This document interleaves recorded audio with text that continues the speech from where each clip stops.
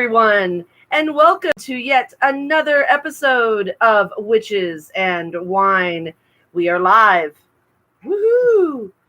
This is the show where we talk about witchy stuff and we drink wine. Clink and drink. And clink and drink to all of you.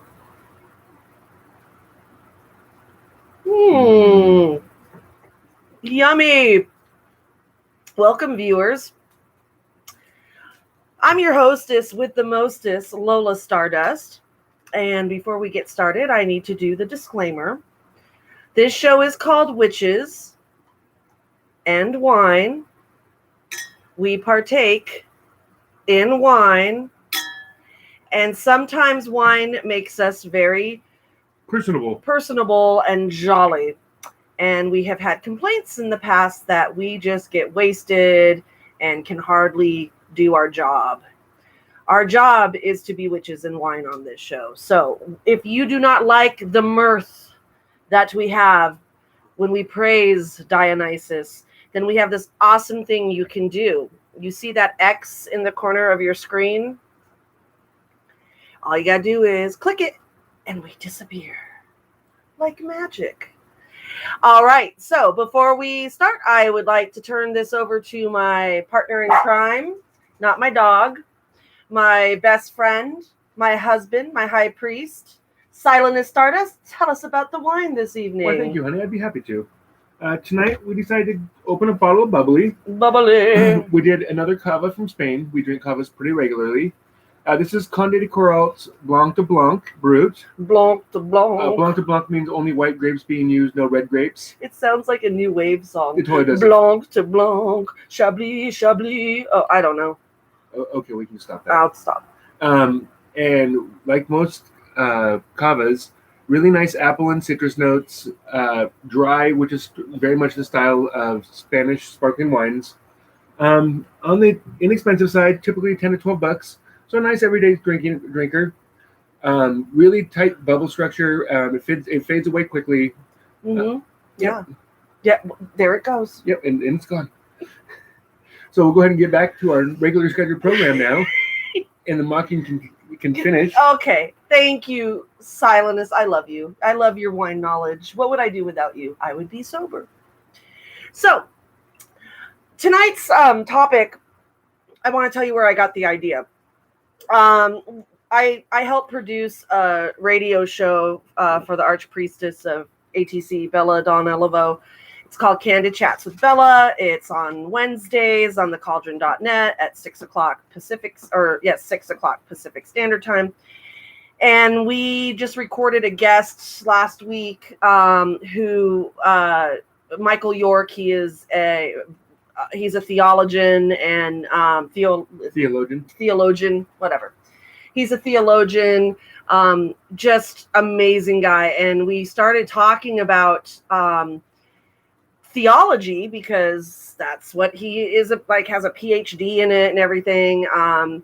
And how important that is to read the theology about in your craft, about your gods and goddesses, the different religious beliefs, where they come from, and how that's really important for your education, I guess, in your craft, and how magic seemed to be the most common thing that people want to get into when they first come out as a witch or or not come out as a witch, but first start studying witchcraft. It's about the magic. That's what lures us in. It's the draw. Yeah, that's the draw. Sorry.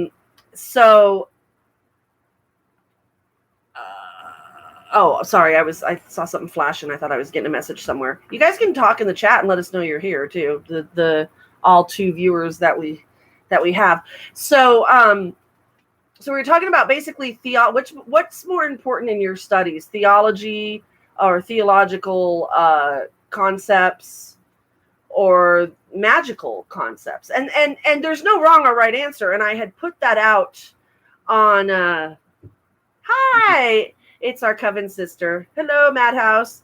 And I had put that out as a Facebook question, and I got a lot of really interesting responses. And again, there's no right or wrong. And some people said both are important. Some people chose one or the other. Some people said you need one to have the other, and they're all correct answers.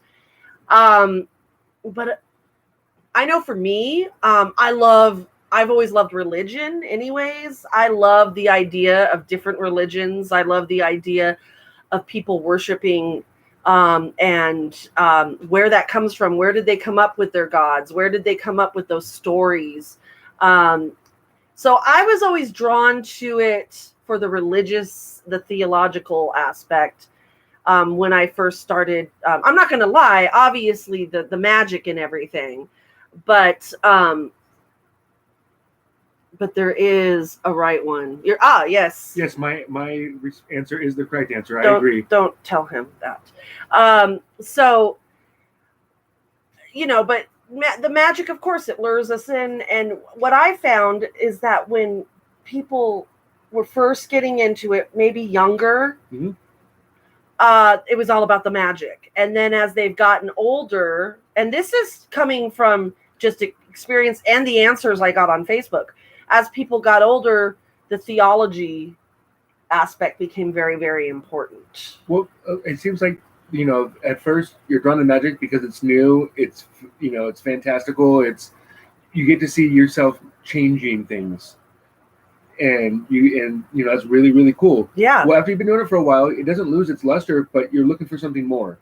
Well, and you want to know where the magic came from, because the sources of it. So you can understand it, how to improve it and make it better and make it more refined, if you will. Yeah. And it's like that way with anything. When you first jump into something, you're so enamored with it that you want the big, cool, shiny part of it, and only when you truly delve into the depths of it, and after time, you want to learn the basis of it, the creation stories, if you will.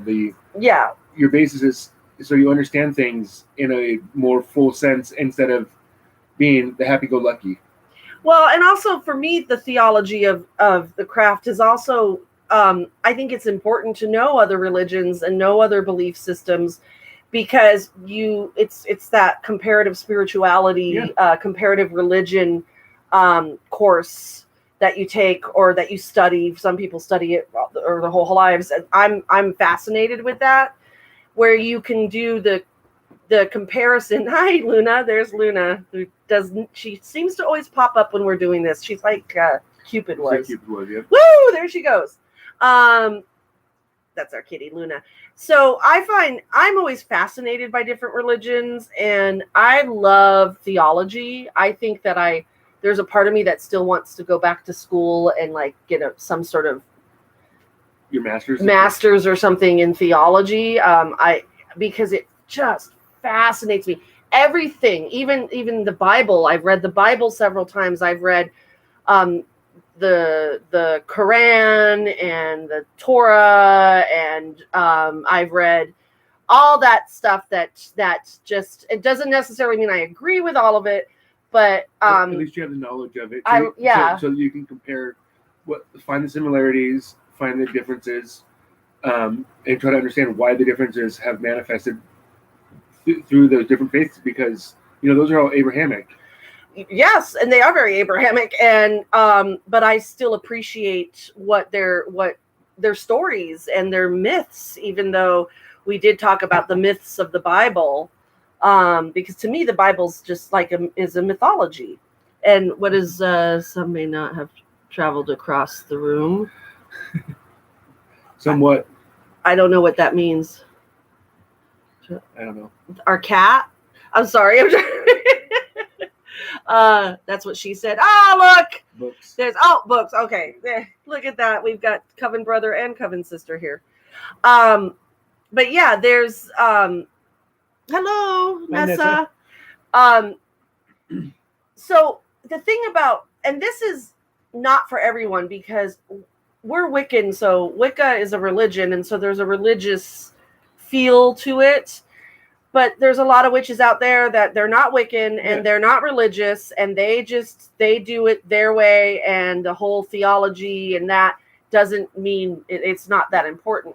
So do you think that as Wiccans that because we're studying a religion, we're practicing a religion, do you think that's more important? Or I would like to hear if witches who are not religious in any way and are just about the craft itself. I don't I think you know what I'm saying? Think with being Wiccan, because we're drawn to the god and the goddess, as part of our faith, it causes us to want to know more about who your patron deity is, or whomever you work with, in what ways, so that you can know how to better honor them and connect with them. Yeah. Where a lot of our magic is drawn through the witch, but also connecting with that deity, that energy source.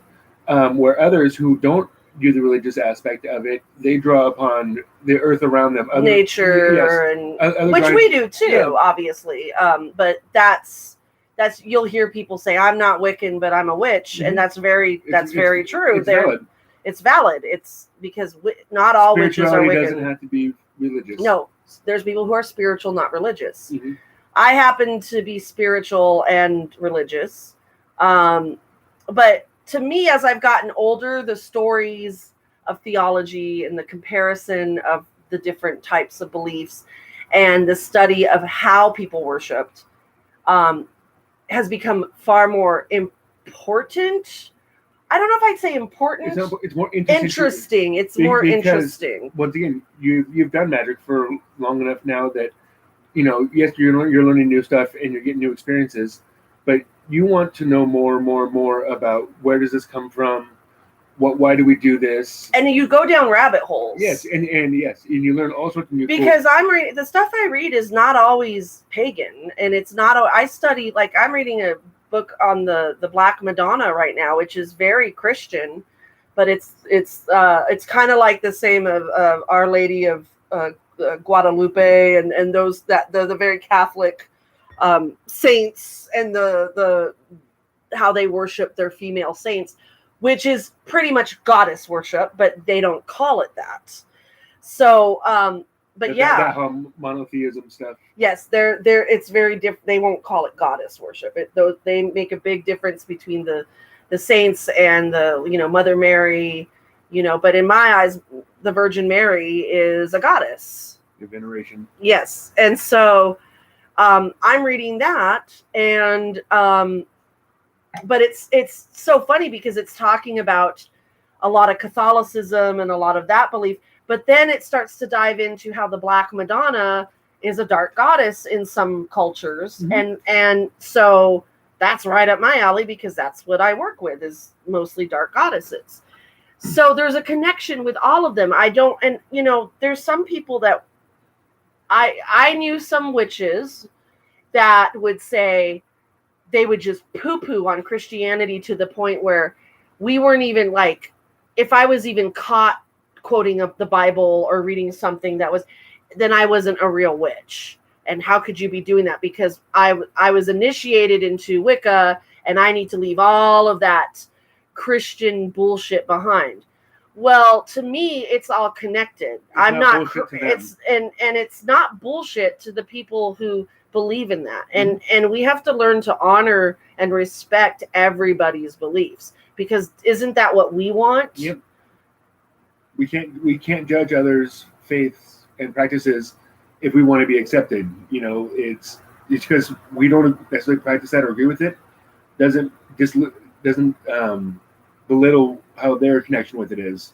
Exactly. We should also support spirituality in the truest forms, because that will help connect us in different ways.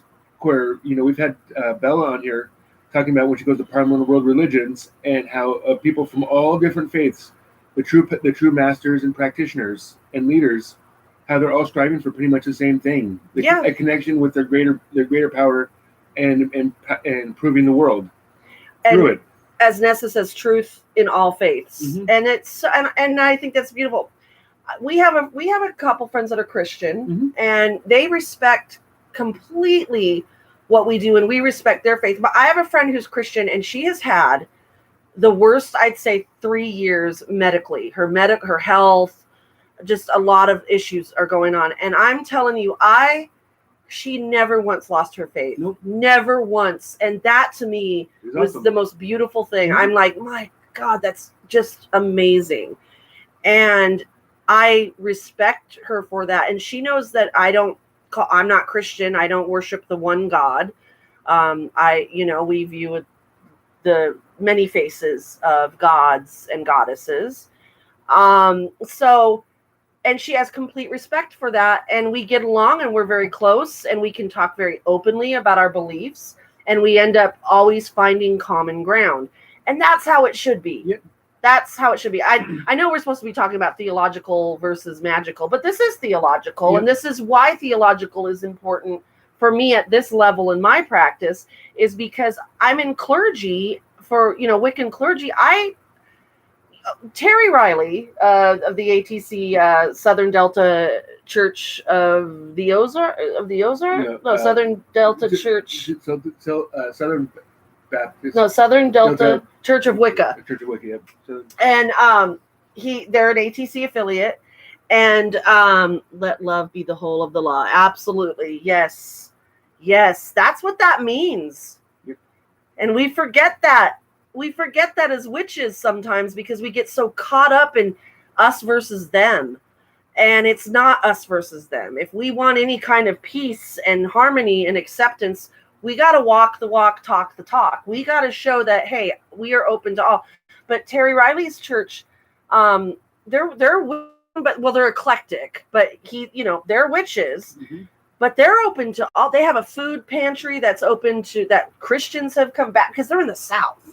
So a lot of Baptists and around. They're a major Bible belt. A major Bible belt, but they're open to all, and they have become known as those witches that will help anybody, and they are respected by the local police, by the city. And that is amazing because all they've done is good work and reach out. Yes, and like Reverend Don Lewis says the same thing in the Corellian tradition. He dresses in a way that is so dapper because he's going to show the world that, look at us witches, look good, we dress up, we are part of your community, and we got to do that. We can change the mythos of witches by our actions in the community. Yes. There's an acceptance for witches at this time that's never been before. And we got to, in the greater community, we got to take advantage of that and put the right foot forward to show them, see, we're very normal people. Well, in the greater scheme of things, we want the same things. We want health. We want our kids to be raised right and safe. Yeah, and so it's, in our religion, Wicca is valid, and love is the key. Yes, love is key, and that is, the world is right now in a place where I think our message should be really important, and so I think, the theology aspect, it can be quite boring. All the reading of studying the different, it can be very dry. But there's a kernel out there that's gonna excite you, and it's really gonna draw you in, and then you're gonna be introduced to something that you never would have considered before. Yeah. And that happens quite often when we're trying new books, new authors. Me and you will talk notes afterwards, saying, "Hey, what did you think about this when we came across this passage, whatever it may be?" Yeah. And how could we incorporate that? Because I think there's a lot of value in whatever that lesson may be. And we're not practicing it now. And that's the only thing you can learn with that is just through more study. Did you like my face, my fill her up face? Fill her up. Okay, that's actually that's FEEL. Do you missed the weird face I just made? Fill her up. That was very horror movie. Fill her up, kids. Clink and drink to horror movies. How the October scary movie time. Scary movie all October. I know, man. I watch scary movies all the time, so October's no different. To watch more. Yeah. Hope you're all watching some good scary movies. I have been watching a bunch. So, and if you have any recommendations, put them in the chat for people. Yes, we love it. Yep, Spooktober. So, what is your favorite part of learning theology and religious practices? What do you like about it? Yeah, I really enjoyed the Magick because Magic's fun. Well, it's really cool. But what I like learning is the different ways that I can learn about myself that I've never considered, and things I learn about, and things that I learn, and how to improve myself. through practices and just through time from people, where they started this way, and then through practice through the last 50 years, it's evolved to better serve the modern witch compared to what it was in Gardner's days. And so I like learning how it makes me learn things. Words? Yes, well, hiccups right now. It makes me learn things about myself that I never knew were there or didn't realize what they were. Yeah. And I can finally put an identity to feelings, ideas, concepts that I've always had, and I didn't know how to learn about them, to practice them, to evolve them. Yeah, I like the traditions that I will read about what people would do to worship whatever god they worshipped. I enjoy the because I can make a connection to something that we do in our home. You know what I mean? So traditions like things they would put out to protect themselves, or certain gods they would call upon, even if it was just one god or whatever they call upon for protection. But I always find that there's that comparative connection between what I do and what they were doing. Maybe, Muslims are doing, or maybe Indians are doing, or Greeks, or whatever the culture or religion is. There's always something that I can picture so clearly in my head when I read about it, whether it's setting food out for Hecate on the doorstep, or another religion might be like they set food out for the poor. Mm-hmm. Okay, so I like that connection, and then Hecate became associated with protecting the underprivileged, and that because her food would go and feed the poor. Well, it's just reminders that our faiths are more alike than they are different. There are just fine tunings that happen in different ways they go about to get the same messaging. Treat others how you want to be treated. Know that what you do will reflect upon you. What about magic? What things that magic? Because magic is so wide, and it covers such a huge spectrum. What kind of, put in the chat, you guys, what kind of magical things you enjoy doing? What kind of magic do you like working with? Candle magic, crystal magic, scrying, potions, apothecaryism. Yeah, you're all about the alchemy and the let's mix things and see what happens. Yes. I'm kind of like that, living with you, because that's what you like to do. Oh, they're talking about movies. The most profound aspect of studying theology is the increasing understanding of who you are and what you believe that comes with it. Yep, that's what Phil was, or Silentness was trying to say. Yep. Thank you. It's a little more succinct than what I was trying to say. And also, what I find is when I'm doing these studies or when I'm doing magic, it finds new ways to enjoy life, and a reminder that life is to be enjoyed and not to be dreaded, and to live in misery. We're supposed to enjoy life. And it reminds me that magic is everywhere. Mm-hmm. It's everywhere. Everywhere we look. And I've said this before. I feel like us studying the craft, studying other religions, doesn't mean you lose your faith. It should solidify it. Excellent. Ding, ding, ding. Yes, thank you, Madhouse. Thank you. That is that right there. Mm-hmm. Clink and drink to solidifying your faith by learning about others. That's a long toast. We're going to get the hiccups. This is bubbly. Yeah. Because I'm getting the... Yep. That's why I don't like to drink it on the show, but it's light and crisp and tastes really good, but it gives me the... It gives us the hiccups. Magic is everywhere, and I always like to say, I feel like us as witches, and she said solidify, and God, and she knows how to make that happen.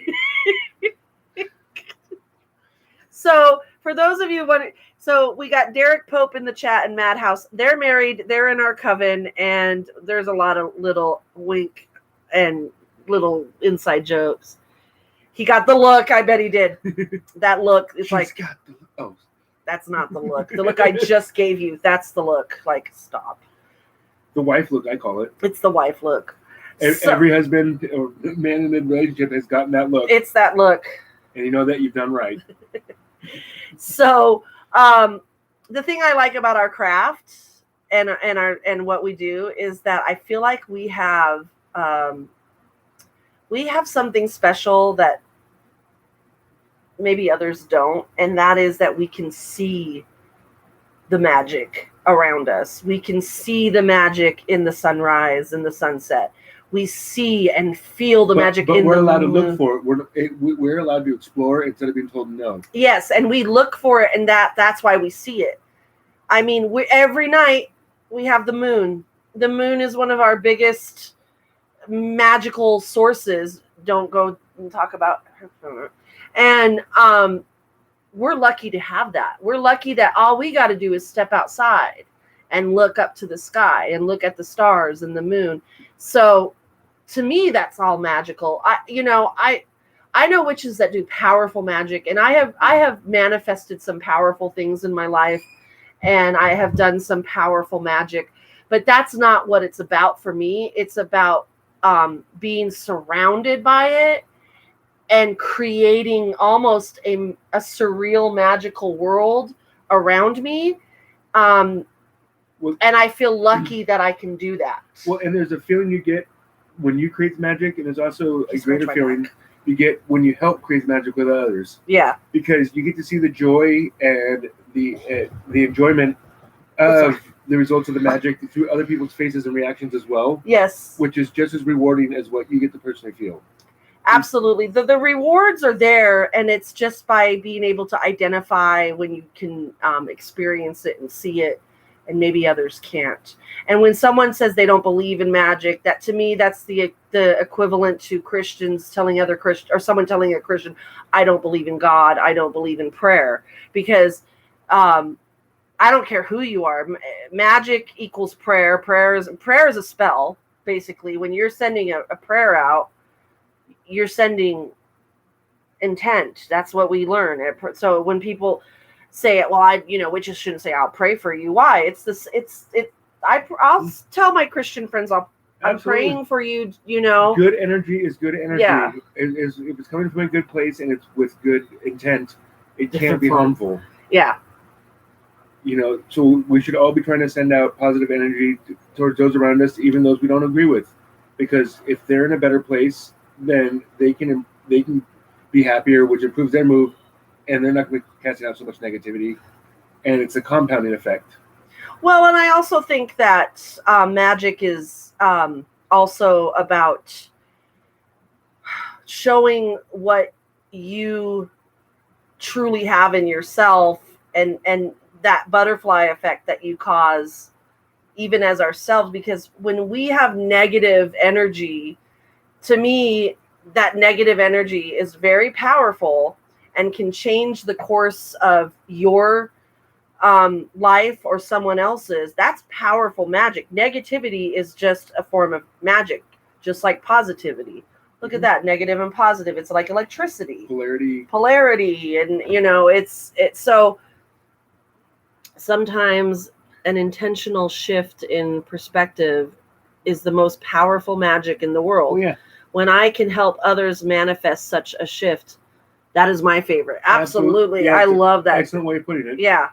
When you can show someone, but then, and they're, I have friends that have such toxic energy, and I feel that sometimes I want to show them that, if you stop with that toxic energy, you'll be amazed. Here's the hiccups. Oh, Lord have mercy. Don't be a magnet of negative. Be a magnet of positive. And I want to show them if you turn that frown upside down. But no, it's a lot harder than that. But some people don't want to hear that, and you can't force them. But you can show them that this is how it works for me. They're not ready to do shadow work because that's shadow work too. It's the shadow work. It's the looking at yourself. What are you contributing to the situation? that's causing these negative outputs. Yeah. And, it's so easy to project and blame others, and because it's harder to look at yourself, because then it's admitting that you're at fault. And humility sucks. And that's the one part of all of that we study in our craft is that shadow work, and that is a must have. You have to have your shadow work. You got to do it. It's the balance, While it's fun to do all the in the light, let's go do this and that. If you don't dig in the shadows, you're never going to clear that and come to that balance that you need.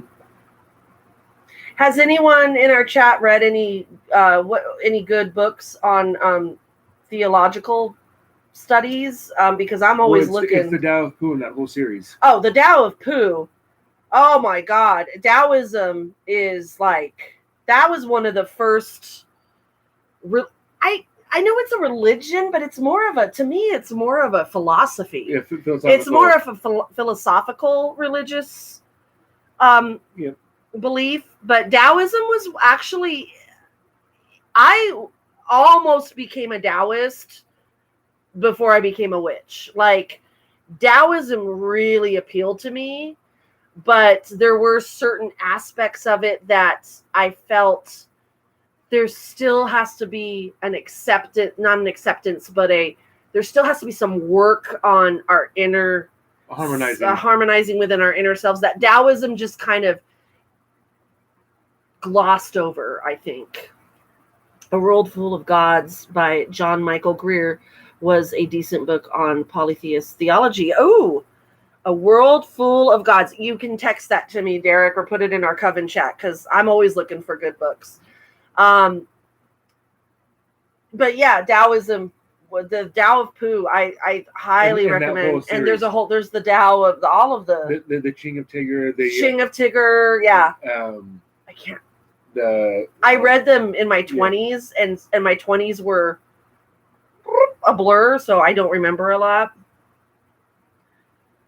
Totally spaced it. Oh, that one really good. That one is really good too. Totally spaced it. Okay. Yeah, so I think that we've covered what we want to cover, and now it's just kind of a free-for-all. Yep. Devil to the 90. Thank you. Inside joke. The devil card was my card that represented the 90s for me. So it's the best way to describe the 90s for me is just pull the devil card in tarot and say, have you ever had what was my decade? What was my decade of the 90s like? The devil card. There was a lot. Yeah, it was fun though. A lot of good stories. What else can we? Yeah, I have a lot of good stories. What else can we talk about magic and theology? How are they connected? How do we make the connection? Well, how do you draw the energy from the theological aspect to your magical work? Yeah, to do the magic work. How do you increase it? How do you draw we'll use Aphrodite as an example. Mm-hmm. We use Aphrodite as an example. He talks fast and mumbles sometimes, so if you're using Aphrodite, if you're trying to increase self-love or sexuality, how can you draw their energy to manifest that magic in person? What lessons or experiences does that deity get to offer to you? And if you read about how certain religious groups viewed Aphrodite, and they viewed her in different forms. Well, yeah. But she was Aphrodite, she was Venus, she was she's represented pretty much everywhere. What is that one called? Yamaya, I believe was there's a lot, and these are different religious and different cultures. All the different pantheons, but they're still present. They viewed her, in some religions, they viewed her not always as this, like sex crazed, But love. But she also brought abundance to people. She brought all the things that make you happy. She would bring to you. And then as time goes on, we add the different things. Like we were talking about rewriting the myths of some of the Greek gods and goddesses. We have to remember that you will find their original stories if you study other religions, because you will see them named as different names in those religions, and you'll see their what do you call it? Their what? Oh my God! Commonality. In the superhero, their origin stories. The origin stories. Almost every deity has the All-Father. Yes, or every religion. Yeah, not every deity. No, every religion. Excuse me. Has the All-Father represented. They have the All-Father's wife, who is typically the marriage protector, the nurturer, the devotion to a specific god or goddess will often aid you in manifesting the traits or perspectives you see in them within yourself. Yep. Absolutely. Our Coven brother's so smart, and he helps us word things. He helps us words. He's one of our wordsmiths. Because we've been doing too much clinking and drinking. Clink and drink to words.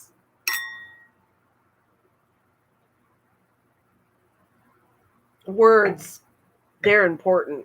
They do things. They do things. Oh, thank you. Or weirds. Mercus and retro. We don't need that as a... I need no help with that. We don't need that. We are terrible at how we speak sometimes. It's just so sad. I speak quickly and I don't enunciate. It's a great combination. Yes. I've been with him for 15 years, so I understand. We call it Philanese. We can call it Silenese now. Silenese! Silent Ocean. Silent enunciation. Silenesian. Or soon. Like or Polynesian. Sorry. This is what you get with live. And our viewer count goes down. Our viewer count goes down. That's okay. Theology versus magic is what we're talking about. If you're just joining us or leaving us, in case you want to tell your friends. If you leave and go, you got to watch these bozos. You see from beginning to bottle to end of bottle. It's quite a change. I need a drink of water. My phone just went, do it. Who will be finished? Yeah. Silence. Okay. I think we're good. Yeah. I don't want to drag this out. No, I think we just we seem to do, when we don't have a guest, our shows are a lot shorter because we just don't want to bore you with an hour of us going. Well, we have lots of these conversations privately, and so we can only recreate it. We can only recreate it to a certain point, but it was about what's more important to you on your studies. Is it the theological aspects or the magical aspects? And I'll tell you what, like I said, I got some interesting answers. Some people said I don't need any gods to create magic. Yeah. And you don't. That's a fair response. Because he doesn't believe. He believes in magic, but he is very atheist in his belief. He does not like this friend of ours. And so, but he creates his own. He's very like an alchemist, and he creates his own magic. More mad scientist than He's a mad scientist, yes. And he creates a lot of magic with hallucinogenics, which we have experienced that kind of magic too, and it's great. But I like having something to believe in and having it bring me closer. They feed off each other. Yes. Mm-hmm. I like having the magic. It brings me closer to my deities. It brings me closer to my religion, and vice versa. The deities and the gods bring me closer to my magic. Did I just repeat myself the same thing? Magic brings me closer to my gods. My gods brings me closer to your magic. What's the thing we say?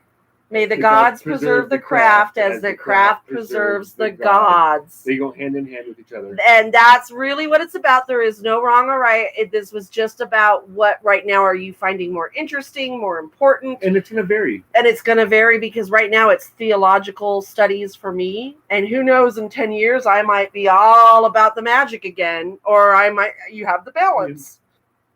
Yeah. Sometimes I need more magic. Yep. But I feel that my connections to the divine source is magical too. It's very magical for me. Oh, turn sideways. Infinity. And sorry, that was really cool. Infinity. But my makeup is on point. Look at that. Look at that eye makeup. All right, we gotta go. You just rubbed my back. That's a sign. It's time to go. It's sundowning. I don't want to get the stage hook. It's sundowning. Yeah. She's sundowning. All right. So before we go, thank you everyone for joining this. Just us being us. Hopefully we'll get some more guests on here. It's been kind of quiet the last couple times because we usually have a lot of guests. Yeah. Well, we just came out of a festival that we've been prepping for and connecting with. We're going to have a little bit of downtime and enjoy it before we picks up again, because I'm going to be part of another festival, and then it's going to be... we're going into the dark time of the year. This is time to gestate and relax and wind down, hunker down, get comfortable, be safe, be fed, stay warm, stay safe, stay healthy. Stay healthy, you guys. So before we go, if you have any questions... And you too, Nessa, thank you. If you have any questions or you want to be on our show, you want to be a guest, be the seed, then you can email us at crossroadscoven@gmail.com. What was that? That's crossroadscoven@gmail.com. Thank you, everyone. Remember, be kind to one another. Always walk with the goddess. And until next time, blessed be and clink and drink. Good night, everybody.